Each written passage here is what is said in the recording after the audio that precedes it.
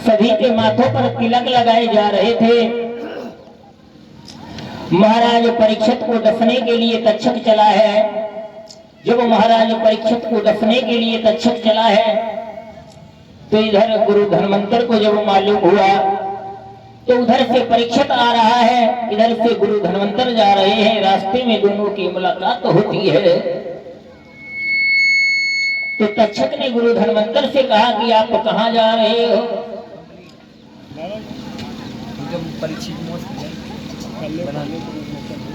जैसी कहा कि आप कहाँ जा रहे हो तो उसी समय पर कहा आप कहाँ जा रहे हो? तो तक्षक कहने लगा मैं परीक्षित को दफने जा रहा हूँ।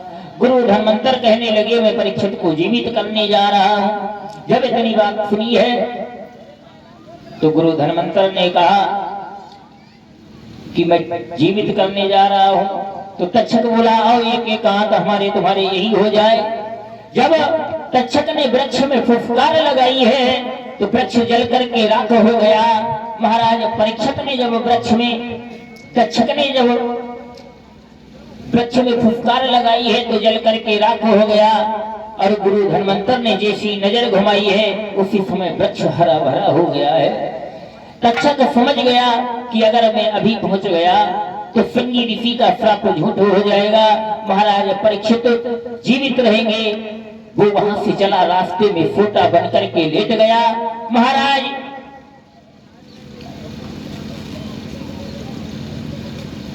धन्वंतर ने नहीं समझ पाया ये फोटा है या तक्षक है। उन्होंने उठाया और पीठ पे रख लिया। तक्षक ने आज गुरु धन्वंतर के पीठ में दफ लिया है। जब पीठ में दफ लिया है तो वो वहां से आए हैं। वहां से जब आए हैं आकर के उन्होंने कहा अपने 1400 शिष्यों से कि मुझे गोबर में गाड़ करके ढाका बजाओ। आज वो 1400 शिष्य गोबर में गाड़ करके ढाका बजाने लगे हैं। जब वो 1400 शिष्य गोबर में गाड़ करके ढाका बजाने लगे तब तक तक्षक ब्राह्मण का रूप धारण करके पहुंचा। बोला ये क्या कर रहे हो? तो 1400 शिष्य बोले मैं ढाका बजा रहा हूँ। किस प्रकार से ढाका बजा रहे थे?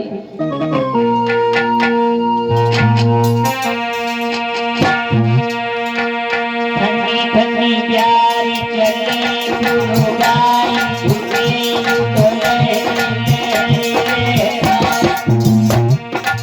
नागिनी के जाए हो नागिनी के जाए।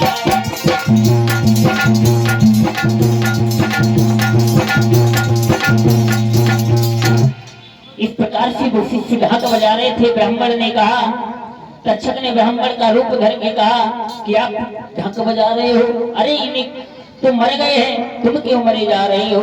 जैसे ही उन्हें गोबर से निकाला तो वो कहने लगे अरे पागलो अब मैं नहीं बचूंगा। अब तुम एक काम करो, मेरे मांस को काट करके हड़ियों में पकने के लिए रख दो और इसे खा लेना, तुम 1400 धन्वंतर हो गए। जैसे ही उस मांस को काट करके हड़ियों में पकने के लिए रखा है, जब वो पक रहा है तब तक तक्षक पुण्य फिर आ जाता है। बोला क्या इसमें पका रहे हो? तो कहा इसमें गुरु जी का मांस है। कि गुरु जी के मांस को कौन खाता है?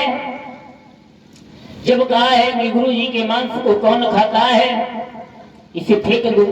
तो आज उस मांस को लेकर के यमुना में फेंकने के लिए चले। इधर एक धोबी अपने पति से नाराज होकर के यमुना में डूबने के लिए गई है। हुआ ऐसा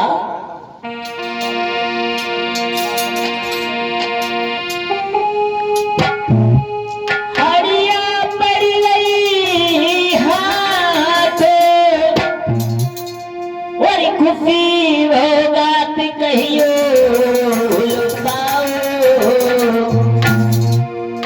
चनिया मिसले पहचान रे है थोरन खाओ।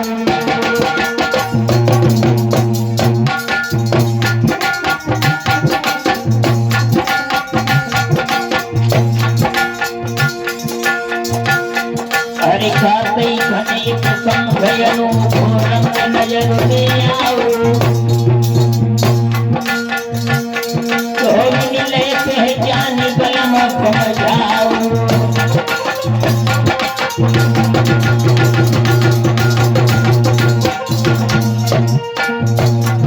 अब जादूगरनी बन गई है, जादू सिखाने लगी है। जादू सीखने वाली महिलाएं कैसी है? कछुआरी है कछुआई है, इन्हें जादू नहीं सिखाई है भैया।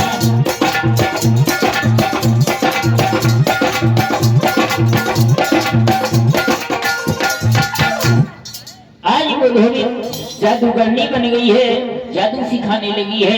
जादू सीखने वाली महिलाएं कुछ कुंवारी है कुछ ब्याई है। इस प्रकार से हमारे भारत देश से जादू बंगाल में चला गया। इधर महाराज परीक्षित बाग में पुष्प तोड़ने के लिए जाते हैं। भैया कमेटी वाले सामने आ जाओ, नहीं 2 मिनट लग गए।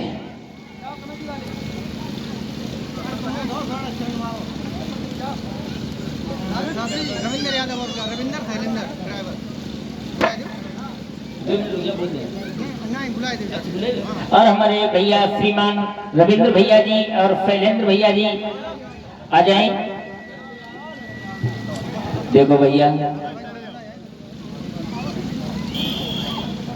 भूदेव चाचा, नरेगा की मजदूरी का चल रही है? नरेगा की मजदूरी का चल रही है? 50 नहीं 25 चल रही है, आपने ज्यादा बताया। देखो परीक्षित महाराज, अगर परीक्षित मोक्ष आप करवाना चाहते हो तो हमारी नरेगा की मजदूरी जोड़ के 7 दिन की आप दे दे और हम परीक्षित मोक्ष करवा दें। 7 दिन की, 1 दिन की मजदूरी है 1.5 रुपया और 7 दिन की जोड़ ले 7 जोड़े 10.5। तो मेरी परीक्षित महाराज डायरेक्ट बात हो रही है, अब कमेटी से बातें नहीं आएगी। परीक्षित महाराज तो कोई बात नहीं भैया, ना सुन रहे तो खूब